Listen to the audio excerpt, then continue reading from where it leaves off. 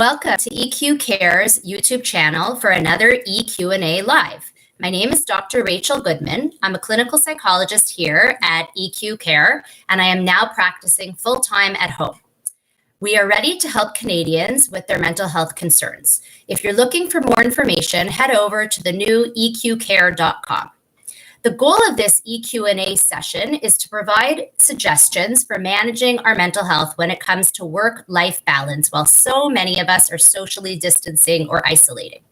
Just so you know, we will not be discussing COVID-19 symptoms, as I am not a physician. As always, we leave those discussions to the public health officials and the medical professionals, whom I must say we owe a huge debt of gratitude. Today, it's all about focusing on mental well-being. We've asked our friends, colleagues, and family members to submit questions to us via email at eqcares@eqcare.com. But we'll also be taking questions live. If you have any questions, leave us a comment and we'll try and answer as many as we can.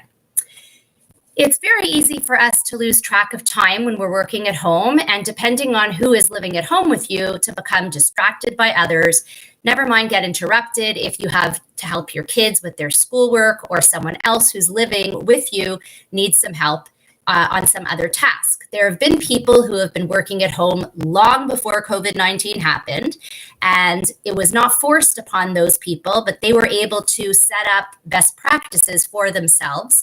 And we're trying to learn from those people, though now we are scrambling to make the best of the situation. Let's be honest, we can try, and we will review the best practices for a work-life balance. But as my friend Javiva said yesterday to me, when I told her I would be discussing work-life balance on this topic, there is no work-life balance right now. But I did see one article that suggested that instead we strive for a realistic work-life balance. Realistic is the key word here. We all have to try to make this chaos turn into some sort of order. So here goes. Let's talk about your environment first. Managing your workspace is a key part of maintaining balance when you're working from home. It's about having a physical space set aside for work, but also managing your time and keeping a regular schedule. Let's start with your office space. If you have a home office, and you're very lucky if you do, that's great. But most of us do not have a home office. And certainly in this case, where we've suddenly been sent to work at home and some of us have kids at home as well, what we're trying to figure out is how all the members of the household can be working or studying at the same time. So one suggestion is try to confine your workspace to a specific area in your home so your job does not intrude into the lives of other household members and you can concentrate. You want to designate one space as your workstation instead of checking emails, voicemails, or texting in front of the TV or spreading your work out on the kitchen table. Make your space a stress-free zone of quiet and solitude where you can concentrate. I realize that sounds maybe impossible for some people, but we're going to try. If you don't have a separate room to work in, find an area with minimum traffic flow or even a corner of a room from the main area. If you have them at home, you can use noise-canceling headphones or earbuds to block out distracting noise like the neighbor's barking dog. I had a guy cutting a tree next to my house, and the gardener who comes early in the morning and has been making lots of noise. I don't want to complain about the gardener. We're thrilled that they're allowed to work again, but it has been noisy outside, and earbuds or ear-canceling headphones could be useful. Studies show that a delicate blend of soft music combined with soothing nature sounds activates the calming part of your brain and can help you concentrate and lowers your heart rate and your blood pressure. You want to set up a place that you love working from, even if it ends up being in your living room. This means try not to work in a dark place that doesn't have enough light or sunlight. Sometimes, obviously, this is impossible. I'll be honest with you. My kids are studying in their rooms. My husband has built an office a long time ago in the garage for himself, and I am working in the basement. And it's not ideal, but I'm trying to make it work. And I have to tell everybody the hours that I am working and that I need quiet and that they can't come down here to go into the pantry and get food that they want. If you can, it would be nice if you put a plant or a photo of your family or something that kind of makes you happy in the area where you're working. If you are working in a more public space because you don't have a separate room that you're working in, but you have private phone calls that you need to make for work, it's ideal for you to set up a kind of backup space for those more private calls. You want to establish psychological boundaries so you're not constantly reminded of the temptations around you. My daughter's baking cookies today and they are upstairs in the kitchen. I can smell them. Or unfinished personal tasks like doing laundry, vacuuming, or organizing your spice rack that otherwise could compromise your productivity. And you want to complete those personal activities outside of your work hours, just like you normally would if you were working in your office. Now, let's talk in reality. That is a great idea. We should all strive to do that. That being said, I had so many loads of laundry to do yesterday that I had to do them in between patients, switching from the washer to the dryer, and I just had no choice. You want to accept and manage interruptions. Having a plan will help reduce chaos that will not eliminate but won't eliminate interruptions. Kids are kids, after all. If you have kids at home, they may come and interrupt you, and you do have some options for managing the interruptions. I was watching Jimmy Fallon the other day. He was interviewing Halle Berry, somebody that's kind of a big star, and in comes Jimmy Fallon's daughter and sits on his lap and totally takes over the interview. So I just thought it was interesting. We all have these interruptions and we kind of have to just go with the flow. Keep a regular schedule. You want to create and maintain a routine and a schedule. Ideally, wake up at the same time every day. I heard from one of my clients yesterday that she's waking up earlier than the rest of her family so that she has some time to herself and actually got to exercise in the morning. And that way she felt really good before she started her work day and had breakfast with her kids. You want to get dressed in work clothes. So it's very easy for us to be in pajamas all day, but getting dressed in work clothes helps us to put on that professional hat and feel more professional. As I think you can see today, I put on my sequenced sweater to kind of get me into the mode of feeling more professional and doing this presentation. And let's be honest, many of us are still wearing pajama bottoms or sweats on the bottom, but we should try to get dressed because it does lead us to feel better. This is the first time that I heard this suggestion, but I loved it. Use your previous commute time to do something positive for yourself, like working out or cooking a leisurely breakfast. The truth is we all used to, those of us who didn't work at home, have some sort of commute time. And now we have, in a way, gained that time. And it's very easy to get caught up in spending that time doing other things. But it is nice to sort of say to ourselves, well, we were going to be in the car for the 15 minutes, 20 minutes, 1 hour, whatever it was. Let's use at least part of that time to do something for ourselves. Another suggestion is to call batch everything. You want to do your tasks in groups, meaning set aside a time to review all of your emails at once, or return all your phone calls at once, or if you're paying bills, do that all at once, so that you are not always multitasking and then not accomplishing your tasks. Very important, take breaks for recharging. If you can go outside for a breath of fresh air, this is ideal, or even some exercise. Research shows that dealing with job demands can drain an individual's resources, which are normally replenished during recovery time. But if we don't give ourselves that recovery time, we don't get replenished. So we really do need to take those breaks for our bodies and our brains to recover. You want to maintain boundaries between work and family. Try to set aside time to be with your family or kids, especially during meals, without technology. And this means anybody at the table. The rule doesn't just apply to the kids, it applies to the parents too. Use your weekends to recover. Go outside with your family. If it's bad weather, you can stay inside and play cards, play board games, do puzzles, have a movie night.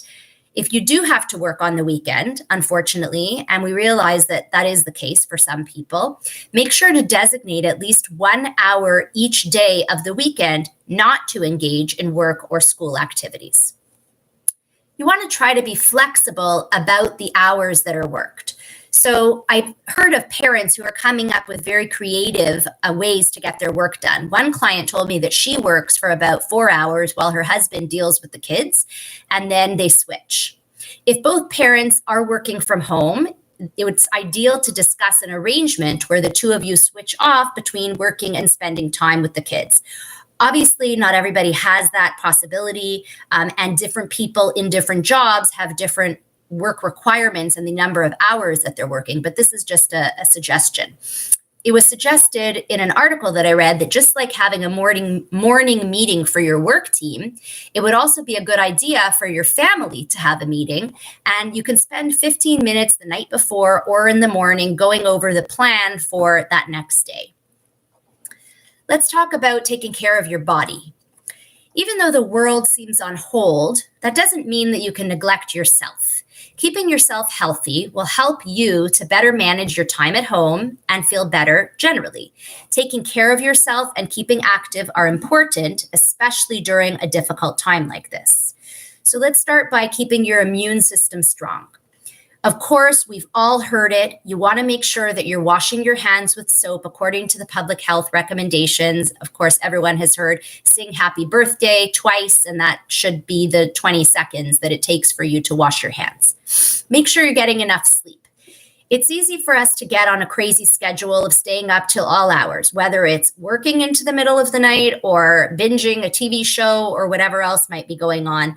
But then we are exhausted when we have to get up for work in the morning. You want to make sure that you're eating well and staying hydrated throughout the day. And if you like, you're one of these people, take vitamins. Exercise and stay active. This is not only good for your physical health, but it's also imperative for your mental health. As we said before, during breaks, you want to move around, get your body moving. If you can get outside, even if it's just for a short walk up and down the block or in your backyard, that would be great. The recommendation in terms of physical activity for your mental health is 3 times a week, 30 to 40 minutes each time. Walking, stretching, doing planks, jumping jacks, whatever works for you to reduce or alleviate your stress and increase your endorphins. Your endorphins are those happy hormones that when you exercise, you feel better. There are free live streams of gyms, trainers, fitness apps that you can take advantage of now because, of course, the gyms are closed and not all of us have built-in gyms at home. As I said before, fresh air makes all the difference, and not just fresh air, but if you have the possibility, getting into nature. There's mounting research that shows that spending time in nature lowers your stress, helps you to relax, and can clear your mind. Let's talk about your mind. Of course, we can't neglect to take care of our mind either, and not just our bodies. When you're at work, it's important to stay connected to your colleagues and to see their faces now and then. But it's also important to unplug and to leave your office or your classroom behind. And you can't forget to make time for self-care. Go easy on yourself. This is a very trying time for all of us. Let's start with staying connected. Employ your video communications, perhaps more than you would normally, now that you're isolated. So you want to make sure you have your company's telecommuting devices, whether it's Zoom or something else, hooked up and ready to go so you can stay connected with team members or the rest of your office mates, and that you're available for video calls and teleconferencing. One client of mine told me that she meets with colleagues during their lunch hour like they would normally, but they're meeting together in a Zoom room or by FaceTime. You want to psychologically detach from work and school. There's a study that I read by Sonnentag and Fritz from 2007 that found that people who were able to detach from their jobs, i.e., turn on the off button after working, had higher well-being. These people were also more satisfied with their jobs and experienced less emotional exhaustion and burnout. Now, while we currently can't physically leave our office, or place or homeschool because we're stuck here, there are scheduling segmentation tactics that we can implement during the day to prevent work-related issues from getting into our recovery time. So you want to make sure that you find a time where you leave work or leave school. I saw a great idea that you can make an announcement to your kids to say, school's out for the day. And for yourself, you want to have an end time when you stop working. Kind of like, you think of these people who clock out. You want to clock out for yourself. You want to schedule times during the day when you have alone time. Now, this may be impossible because of your home situation. If you are with your kids all the time and you're not able to leave them, obviously depending on the age of your kids. But again, I know some people don't like this idea, but I think at this point, turning on a screen for your kids for 1 hour so that you get a little bit of break, really, I think that's okay. We do want to make time for self-care. It's important to be kind to yourself and others. We've talked about this before, but it's important to reiterate. We are all on edge. Take a moment before you snap at somebody and even snap at yourself and think about how hard this is on all of us. Take a breath, take a step out of the room if you need to, and just kind of realize how hard this is on us. And that includes you. And, kind of think about what you're going to say to that person.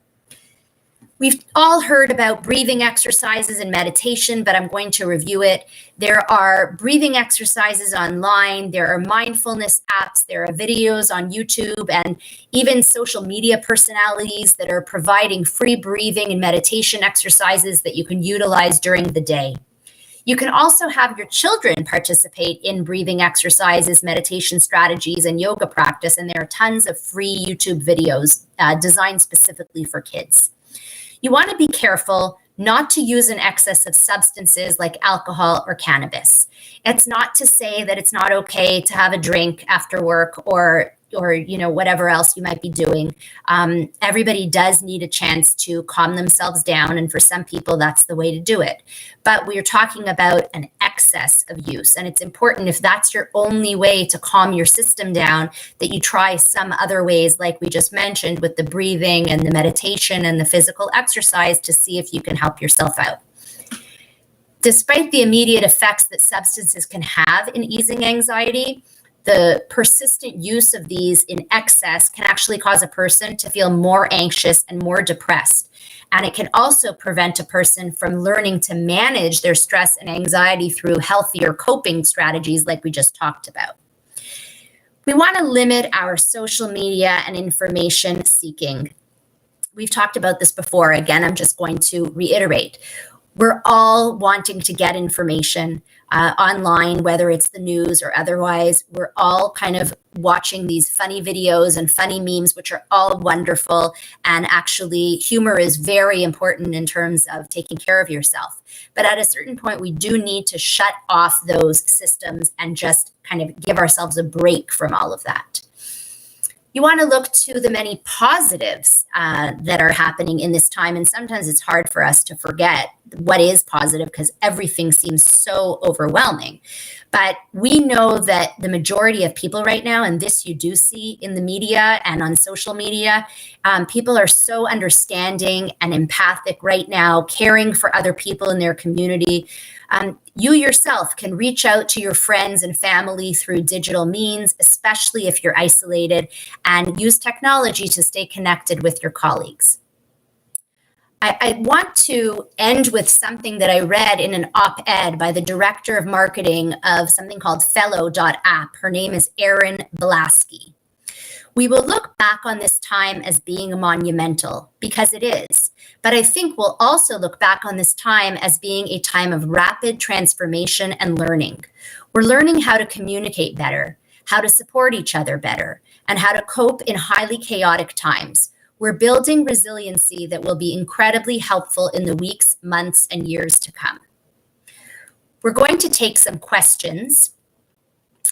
The first one is, I know my kids are just being kids, and this is a hard time for them, but sometimes I can't help but feel annoyed when they are interrupting me while I'm working.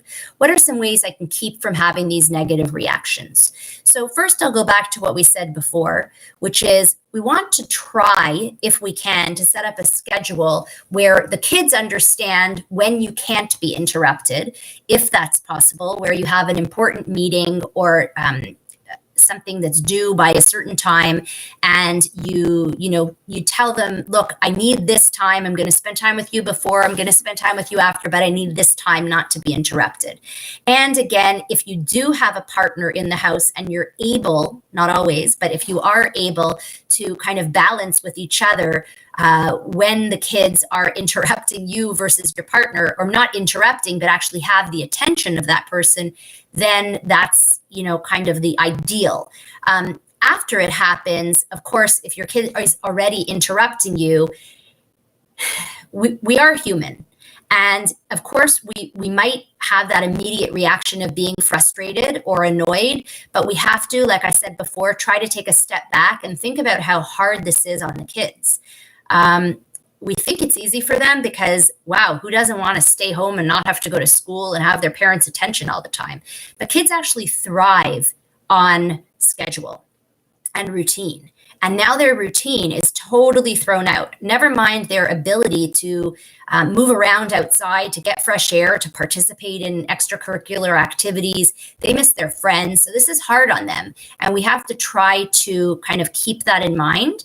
And if your child does interrupt you, perhaps you can find a way or some sort of little understood agreement with them that you say, okay, I'm going to give you 2 minutes now, and then we're going to book a time to be together at X time when you're finished with your meeting. Next question. My boss is very old school and was reluctant to let everyone work from home. Now that we are working from home, he doesn't feel like we're working hard enough, even if our output is as high or higher than before the pandemic. How can I manage his expectations without overworking myself?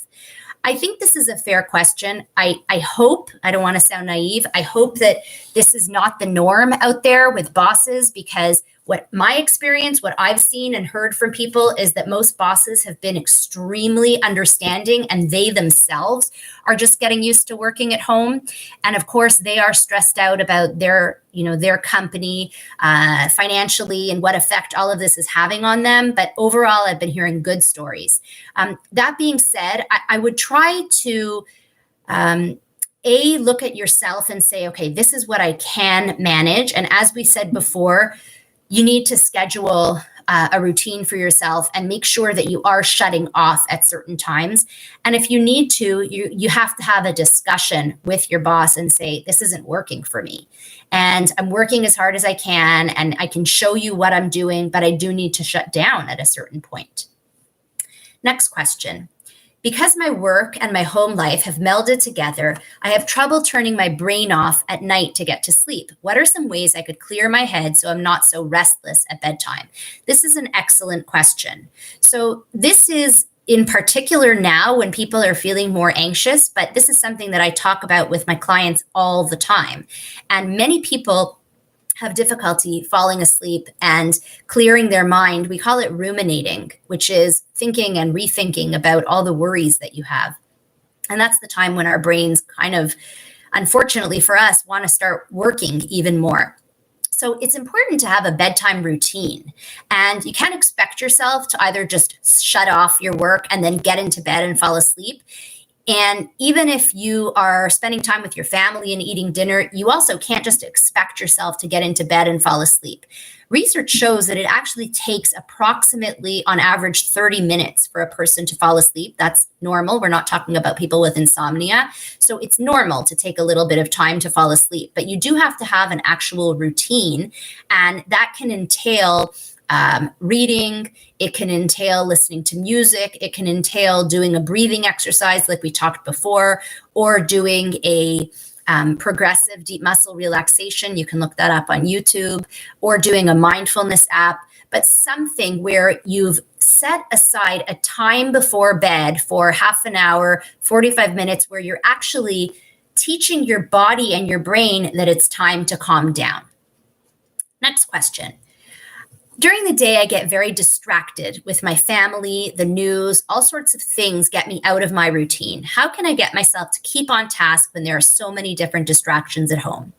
So we alluded to this before, but I'll review it, which is to say that making a dedicated space for yourself if you can, and I recognize not everybody can, but some sort of dedicated space, even if it's in the corner of the room where you know that is the area where I am working and I'm not going to do other things in that area. And then when I move to the other area of the room or the house, I'm not going to do my work there. So you really want to teach your brain to associate that space of the room, the desk, if you have an office for yourself, that's my space where I'm working and I'm not doing other things. So I think that's the ideal. Again, back to the distractions in as much as possible, and we recognize that it's not, trying to avoid those distractions by making a plan together with your whole family so that everybody understands what the routine for the day is. Next question, I'm having to work in a dark room. Are things like seasonal affective disorder lamps worthwhile? So that's an interesting question. I do have many clients who have tried them and had great success with them, not necessarily people who have seasonal affective disorder, but who struggle with depression or who do find themselves during seasons. And I live in Montreal and we have a very, very long winter and often don't have sunlight. And people do find it a useful technique. Next question. I am looking for it. Because my work and my home life have melded together, I have trouble turning my brain off at night. What are some ways I could clear my head so I'm not so restless at bedtime? So that I think is similar to the question that we referred to before, which is to have some strategies, some relaxation strategies where you're calming yourself. Now, those can include, like I said, a breathing exercise, a mindfulness exercise, distracting yourself by reading. Another thing that I haven't talked about yet, but which is really wonderful, is some people find it very, very effective to journal and writing down your thoughts. There doesn't have to be any judgment of them, but being able to say to yourself before you go to bed, I have this journal, I'm keeping it next to my bed. This way I know I'm getting out my thoughts, and now those thoughts don't have to pop through my head, but I can just get them out onto paper. Next question. My husband and I are having to share a small space during work hours, which we've never done before. Sometimes it's difficult because we have very different working styles. What are some ways we can share this space without getting on each other's nerves? That is a great question. I've been seeing some very funny videos of husbands and wives and the different ways that they work and have to work at home. So again, I recognize if you're talking about a very small space, you don't have much choice, but I think that you have to sit down, not during work, but outside of work, and make a plan and make it very clear, this is my side of this small space, this is your side of this small space. And if you do have the capacity to even order online, kind of one of those dividers, to be able to mentally say, this is my space, this is your space, that could be helpful. If you're both using noise canceling headphones or earbuds, at least you're not really hearing each other's conversation and each other's work. And if you are able to balance schedules, like we said before, and I recognize that's not always possible, by saying, okay, I'm a morning person and maybe your spouse is a night person or an afternoon person. So I'm going to get up extra early and work while you're not up, but then I get a break in the afternoon or evening while you work later. And that may be a good possibility. Next question. Normally, I'm going to the gym 3 times a week, but I'm finding it difficult to get the same amount of exercise at home in a much smaller space. Are there any tricks you have to getting in the right headspace for working out at home? So I'm not a personal trainer, but I do happen to work in a physio clinic where I rent space, and I have several trainers there who are really inspiring and are currently offering online services. And I know so many trainers and so many fitness apps that are available. Yes, there's a lot of stuff out there, and that doesn't mean it's so easy for you to get in the mindset. I think you have to think about, and this is different for each individual, when are you most likely to succeed in setting aside a time to work out. So I know that if I don't do it in the morning, I could tell myself I'm going to do it later in the day, but it doesn't happen. And some people feel much better to work and then let off steam after work. So you have to know yourself and try to set aside those times. On a personal level, I much more enjoy working out outside, meaning walking, than I do inside. But there are people who, don't love that and want to be indoors. I think music can make a really great difference. Make yourself such a fun, playlist of music that gets you going and reminds you of fun times. And you can do a Zumba class, you can do a kickboxing class, you can just do your own workout, but try to get yourself in that mode. Next question. Do you have any advice for helping my wife be less stressed about work?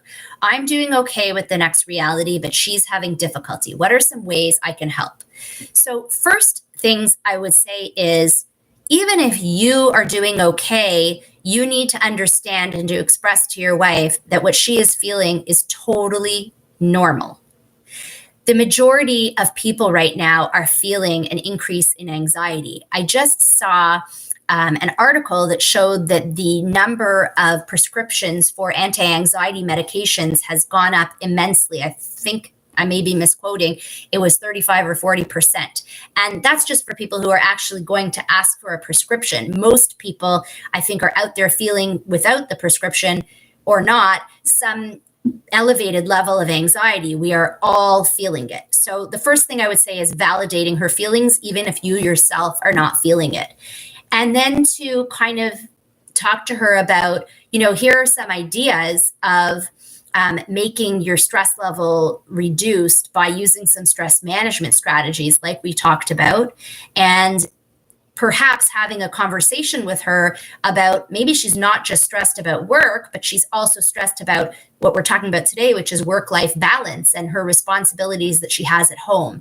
And if the two of you kind of figure out together what is that balance that you each have, whether it's for kids or for routine at home or household chores, to be able to help her out in that way. Finally, I will say, if you do get the impression from her that she is really struggling, I would encourage her to seek help. There is help out there.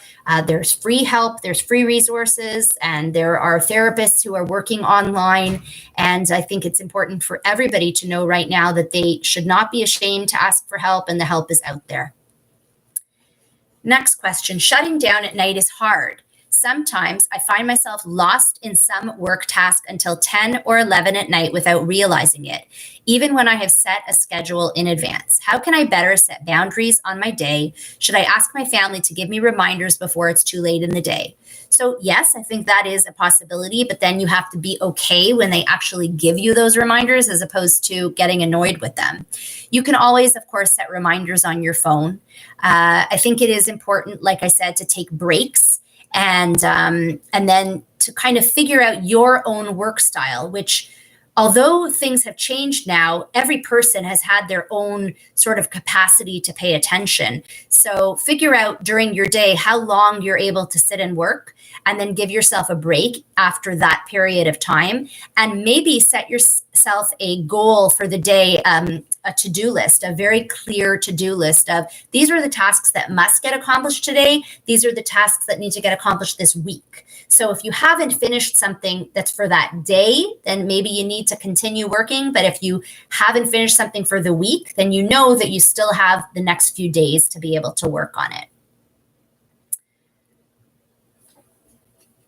Okay, we're going to have one more question, and then we are going to wrap up. Do you have any advice? Nope. This one I have. Sorry, just trying to find the last question, or maybe we don't have another question.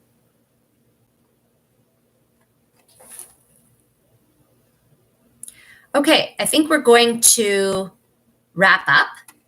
And I want to thank you all for joining me today on EQ&A on work-life balance. Don't forget that members of the EQ community can log in at any time to get mental health guidance during this crisis or for any reason 24/7 all year in English et en français, anywhere in Canada.